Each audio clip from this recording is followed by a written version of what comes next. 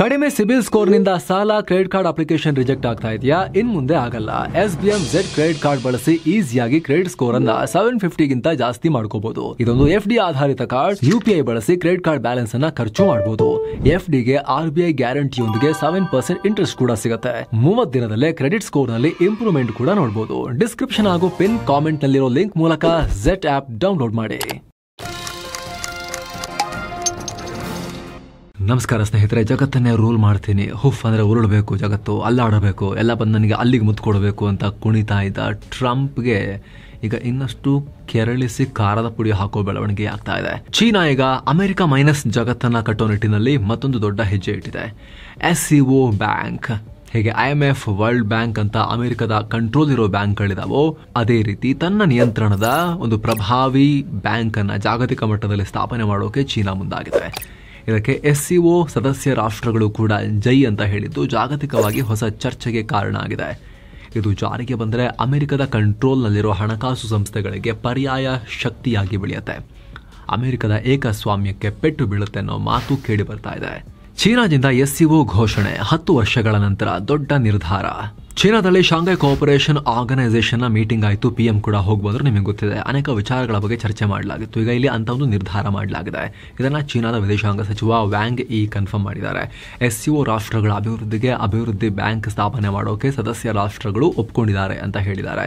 ಅತ್ತ SCO ಕೂಡ ತನ್ನ ಹೇಳಿಕೆಯಲ್ಲಿ ಈ ಬಗ್ಗೆ ಉಲ್ಲೇಖ ಮಾಡಿದೆ. ಅಭಿವೃದ್ಧಿಯ ಬ್ಯಾಂಕ್, ಡೆವಲಪ್ಮೆಂಟ್ ಬ್ಯಾಂಕ್, ಇದರ ಸ್ಥಾಪನೆಗೆ ಸದಸ್ಯ ರಾಷ್ಟ್ರಗಳು ಆಸಕ್ತಿ ತೋರಿಸಿದ್ದಾರೆ ಅಂತ ಹೇಳಿದ್ದಾರೆ. ಹಾಗೆ ನೋಡಿದ್ರೆ ಚೀನಾ ಅಧ್ಯಕ್ಷ ಶಿ ಜಿನ್ಪಿಂಗ್ ಕೂಡ ಶೃಂಗಸಭೆಯಲ್ಲಿ ಇದ್ರ ಬಗ್ಗೆ ಹಿಂಟ್ ಕೊಟ್ಟಿದ್ರು. ಜಾಗತಿಕ ಉದ್ವಿಗ್ನತೆ ಇರೋ ಟೈಮ್ನಲ್ಲಿ ಪಾಲುದಾರ ರಾಷ್ಟ್ರಗಳು ಅಂದರೆ SCO ಮೆಂಬರ್ ಕಂಟ್ರೀಸ್ ಅವ್ರಿಗೂ ಕೂಡ ಬೆದರಿಕೆಗಳಿದಾವೆ ಜಾಗತಿಕವಾಗಿ. ಅಂದರೆ ಟ್ರಂಪಿಂದ ಅಭಿವೃದ್ಧಿಗೆ ಹಿನ್ನಡೆ ಆಗ್ತಾ ಇದೆ, ನಾವೇ ಇದ್ರ ಬಗ್ಗೆ ಗಮನ ಕೊಡಬೇಕು, ಹಣಕಾಸು ಸಹಕಾರ ಒಬ್ರಿಗೊಬ್ರು ಕೊಟ್ಕೊಂಡು ಅಭಿವೃದ್ಧಿ ಆಗಬೇಕು ಅಂತ ಕರೆ ಕೊಟ್ಟರು.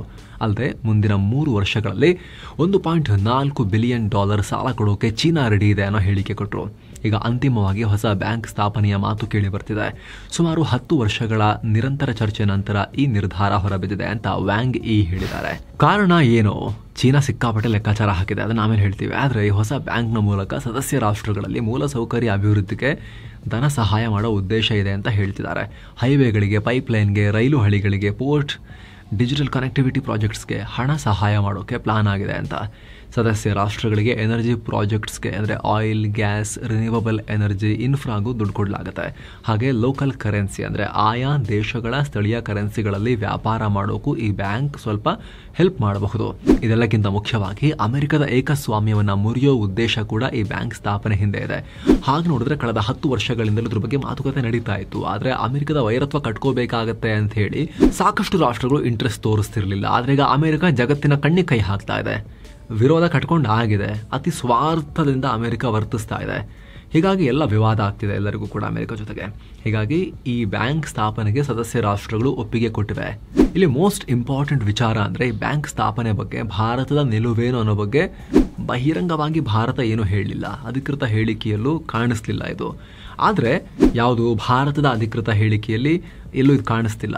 ಆದರೆ SCOನ ಅಧಿಕೃತ ಹೇಳಿಕೆಯಲ್ಲಿ ಎಲ್ಲ ರಾಷ್ಟ್ರಗಳು ಇದಕ್ಕೆ ಸಪೋರ್ಟ್ ಮಾಡಿದ್ದಾರೆ ಅನ್ನೋ ರೀತಿಯಲ್ಲೇ ಉಲ್ಲೇಖ ಮಾಡಲಾಗಿದೆ. ಭಾರತ ನೋ, ವಿರೋಧ ಇದೆ ಅಂತ ಹೇಳಿಲ್ಲ ಅಂದಮೇಲೆ ಭಾರತವು ಹೂ ಅಂತ ಹೇಳಿ ಬಂದಿದೆ ಅಂತಲೇ ಅರ್ಥ ಮಾಡ್ಕೋಬೇಕಾಗತ್ತೆ ನಾವು ಈ ಕ್ಷಣಕ್ಕೆ. ಹಾಗೆ ಚೀನಾ ವಿದೇಶಾಂಗ ಸಚಿವ ಕೂಡ ಪರ್ಟಿಕ್ಯುಲರ್ ಆಗಿ ಇಂಥದ್ದೇ ದೇಶ ಅಂತ ಮೆನ್ಷನ್ ಮಾಡಿಲ್ಲ, SCO ಸದಸ್ಯ ರಾಷ್ಟ್ರಗಳು ಅಂತ ಅವರು ಕೂಡ ಹೇಳಿದ್ದಾರೆ. ಹೀಗಾಗಿ ಇಲ್ಲಿ ಭಾರತ ವಿರೋಧ ವ್ಯಕ್ತಪಡಿಸಿಲ್ಲ ಅನ್ನೋದಂತೂ ಕಾಣಿಸುತ್ತೆ.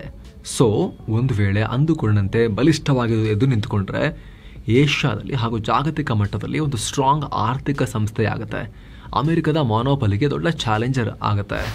ಅಮೆರಿಕಗೆ ಹೊಸ ಸವಾಲು. ಸ್ನೇಹಿತರೆ, ಜಗತ್ತಲ್ಲಿ ಅಮೆರಿಕದ ಪವರ್ ಜಾಸ್ತಿ ಆಗೋಕೆ ಮಿಲಿಟರಿ ಮೈಟ್, ಅವರ ಪವರ್ ಎಷ್ಟು ಕಾರಣನೋ, ಸಾಫ್ಟ್ ಪವರ್ ಮತ್ತು ಈ ಎಕನಾಮಿಕ್ ಪವರ್ ಕೂಡ ಅಷ್ಟೇ ಕಾರಣ.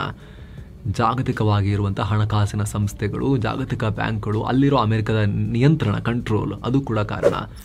ಇವತ್ತಿಗೂ ವಿಶ್ವ ಬ್ಯಾಂಕ್, ಇಂಟರ್ನ್ಯಾಷನಲ್ ಮಾನಿಟರಿ ಫಂಡ್ ಅಥವಾ IMF, ಏಷ್ಯನ್ ಬ್ಯಾಂಕ್ಗಳನ್ನು ಅಮೆರಿಕ ಕಂಟ್ರೋಲ್ ಮಾಡುತ್ತೆ.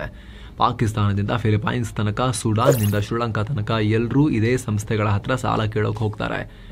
ಆದರೆ ಈ ಸಾಲ ಯಾವುದೇ ಕಾರಣಕ್ಕೂ ಅಮೆರಿಕ ವಿರೋಧಿಗಳಿಗೆ ಸಿಗಲ್ಲ. ಕಾರಣ ಇದರ ತುಂಬಾ ಅಮೆರಿಕನ್ನರ ಪ್ರಭಾವ ಇದೆ. ಹೀಗಾಗಿನೇ ಇಲ್ಲಿ ಸಾಲ ಅಂತ ಕೇಳೋರೆಲ್ಲ ಅಮೆರಿಕಗೆ ನೈಸ್ ಹೊಡಿಬೇಕಾಗತ್ತೆ, ಟ್ರಂಪ್ಗೆ ಮುತ್ತಿಡಬೇಕಾಗತ್ತೆ. ಇವಾಗ ಈಗ ಪಾಕಿಸ್ತಾನದ ಕತೆ ತಗೊಳ್ಳಿ. ಅವರು ಪದೇ ಪದೇ ಅಮೆರಿಕಾಗ್ ಮುತ್ಕೊಡ್ಬೇಕು ಪಾಕಿಸ್ತಾನದವರು.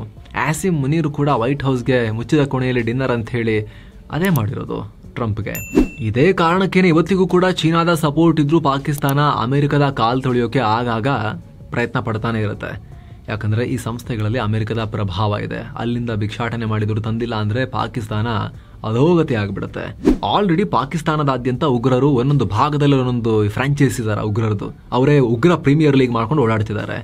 ಇನ್ನು ಆರ್ಥಿಕವಾಗಿ ದಿವಾಳಿಯಾಗಿ ಸರ್ಕಾರ ನಡೆಸಕ್ಕೆ ದುಡ್ಡಿಲ್ಲ ಅಂದ್ರೆ ಟೇಕ್ ಓವರ್ ಮಾಡಿಬಿಡ್ತಾರೆ ಅಷ್ಟೇ. ಓಡಿಸ್ತಾರೆ ಮುನೀರ್ ಅಂಡ್ ಗ್ಯಾಂಗ್ನ. ಆ ರೀತಿ ಪರಿಸ್ಥಿತಿ ಪಾಕಿಸ್ತಾನದಲ್ಲಿದೆ. ಸ್ನೇಹಿತರೆ, ಪಾಕಿಸ್ತಾನ IMF ಹತ್ರ 24 ಸಲ ಬೇಲ್ ಔಟ್ ಪಡ್ಕೊಂಡಿದೆ, ದಿವಾಳಿ ಪ್ಯಾಕೇಜ್ ತಗೊಂಡ್ಬಂದಿದೆ. ಅತಿ ಹೆಚ್ಚು ಸಲ ಸಾಲಕ್ಕೆ ಕೈ ಚಾಚಿರೋ ರಾಷ್ಟ್ರ ಪಾಕಿಸ್ತಾನ. ಹಾಗಂತ ಪಾಕಿಸ್ತಾನ ಒಂದೇ ಅಂತಲ್ಲ, ಜಗತ್ತಿನ ಯಾವುದೇ ರಾಷ್ಟ್ರಗಳು ಸಹಾಯ ಕೇಳ್ಕೊಂಡು ಬಂದರೂ ಕೂಡ ಅಮೆರಿಕಾಗೆ ನೈಸ್ ಹೊಡಿಲೇಬೇಕು. ರೊಟ್ಟಿ ಚೆನ್ನಾಗಿದ್ರೆ ಮಾತ್ರ ಸಿಗೋದು. ಸೊ ಈಗ ಚೈನಾ ಡಾಮಿನೇಟೆಡ್ SCO ಬ್ಯಾಂಕ್ ಅಂತ ಏನಾದರೂ ಬಂತು ಅಂತ ಹೇಳಿದ್ರೆ ಅಮೆರಿಕದ ಈ ಪ್ರಭಾವಕ್ಕೆ ಪರ್ಯಾಯ ಶಕ್ತಿಯಾಗಿ ಹೊಸ ಹೆಜ್ಜೆ ಇಟ್ಟಂತಾಗುತ್ತೆ. ಅಮೆರಿಕದ ಹಿತಾಸಕ್ತಿಯನ್ನ ಚಾಲೆಂಜ್ ಮಾಡದಂತಾಗುತ್ತೆ. ಈ SCOದಲ್ಲಿ ಮೊದಲನೇದಾಗಿ ಚೀನಾ ಇದೆ. ಇದು 2ನೇ ಅತಿ ದೊಡ್ಡ ಆರ್ಥಿಕತೆ ಜಗತ್ತಲ್ಲಿ, ದೊಡ್ಡ ಕೈಗಾರಿಕಾ ರಾಷ್ಟ್ರ ಕೂಡ. ಹಾಗೆ 4ನೇ ಆರ್ಥಿಕತೆ ಭಾರತನೂ ಇದೆ. ಭಾರತ ವೆರಿ ಸೂನ್ ಜಗತ್ತಿನ 3ನೇ ಅತಿ ದೊಡ್ಡ ಆರ್ಥಿಕತೆನೂ ಆಗ್ತಾ ಇದೆ. ರಷ್ಯಾ ಕೂಡ ಇದೆ, ಇರಾನ್ ಇದೆ, ಕಜಕಿಸ್ತಾನ್ ಇದೆ, ಕಿರ್ಗಿಸ್ತಾನ್, ಉಜ್ಬೇಕಿಸ್ತಾನ್ ರಾಷ್ಟ್ರಗಳು ಇವೆ. ಈಗ ಇರೋ ಸದಸ್ಯ ರಾಷ್ಟ್ರಗಳೇ ವಿಶ್ವದ 24% ಭೂಮಿಯನ್ನ ಕವರ್ ಮಾಡ್ತವೆ. ಹಾಗೆ ಜಗತ್ತಿನ 42% ಪಾಪ್ಯುಲೇಷನ್, ವರ್ಲ್ಡ್ ಪಾಪ್ಯುಲೇಷನ್ ಅಲ್ಲಿ 42%, 23% ಜಗತ್ತಿನ GDP SCO ರಾಷ್ಟ್ರಗಳಲ್ಲಿದೆ. ಹಾಗೆ Saudi, Qatar, Turkey, UAE, Kuwait, ನೇಪಾಳದಂತ ರಾಷ್ಟ್ರಗಳು ಇದರ ಮೆಂಬರ್ಶಿಪ್ಗೆ ರೆಡಿ ಆಗಿದ್ದಾರೆ, ತಗೊಂತೀವಿ ಅಂತ. ವಿಯೆಟ್ನಾಂನಂತ ಎಮರ್ಜಿಂಗ್ ಎಕನಾಮಿಕ್ ಪವರ್ಗಳು ಕೂಡ ಇದರಲ್ಲಿ ಪಾಲ್ಗೊಳ್ಳೋಕೆ ಇಂಟ್ರೆಸ್ಟ್ ತೋರಿಸ್ತಾ ಇದ್ದಾರೆ. ಸೊ ಈ ಶಾಂಘೈ ಕೋಪರೇಷನ್ ಆರ್ಗನೈಸೇಷನ್ ಸ್ಟ್ರಾಂಗ್ ಕೂಟ ಅನ್ನೋದ್ರಲ್ಲಿ ಯಾವುದೇ ಡೌಟ್ ಇಲ್ಲ. ಪ್ರಾದೇಶಿಕವಾಗಿ ತುಂಬಾ ಪ್ರಭಾವ ಇರೋ ಕೂಟ. ಸೊ ಇಂಥ ಕೂಟದಲ್ಲಿ ಹೊಸ ಬ್ಯಾಂಕ್ ಓಪನ್ ಮಾಡಿದ್ರೆ ಅದಕ್ಕೆ ಇತರ ಸದಸ್ಯರು ಕೈ ಜೋಡಿಸಿದ್ರೆ ಅದು ಅಮೆರಿಕಗೆ ಖಂಡಿತ ಚಾಲೆಂಜ್ ಆಗುತ್ತೆ.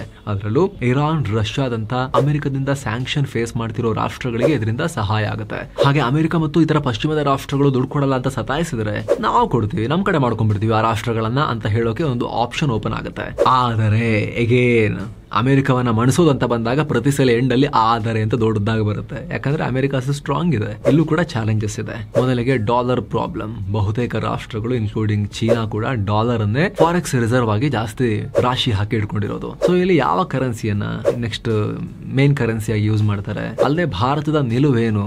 ಡಾಲರ್ ಬಿಟ್ಟು ಚೀನಾದ ಯುವಾನನ್ನೇ ಮಾಡ್ತೀವಿ ಅಂದ್ರೆ ಭಾರತ ಒಪ್ಕೊಳ್ಳುತ್ತಾ? ಅದ್ರ ಬಗ್ಗೆನೂ ಕ್ಲಾರಿಟಿ ಇಲ್ಲ. ಇವರು SCO ಅಂತ ಬ್ಯಾಂಕ್ ಮಾಡ್ಕೊಂಡು ಅಮೆರಿಕದ ವಿರುದ್ಧ ಕೂಟ ಅಂತ ಮಾಡ್ಕೊಂಡು ಡಾಲರ್ ಅನ್ನ ಯೂಸ್ ಮಾಡಿದ್ರೆ ಅದರ ಇಂಟೆನ್ಸಿಟಿ ಡೌನ್ ಆಗ್ಬಿಡುತ್ತೆ. ಟ್ರಂಪ್ ನಗ್ಲಿಕ್ಕೆ ಒಂದು ಕಾರಣ ಸಿಗುತ್ತೆ, ಅದು ಒಂದಾಯ್ತು.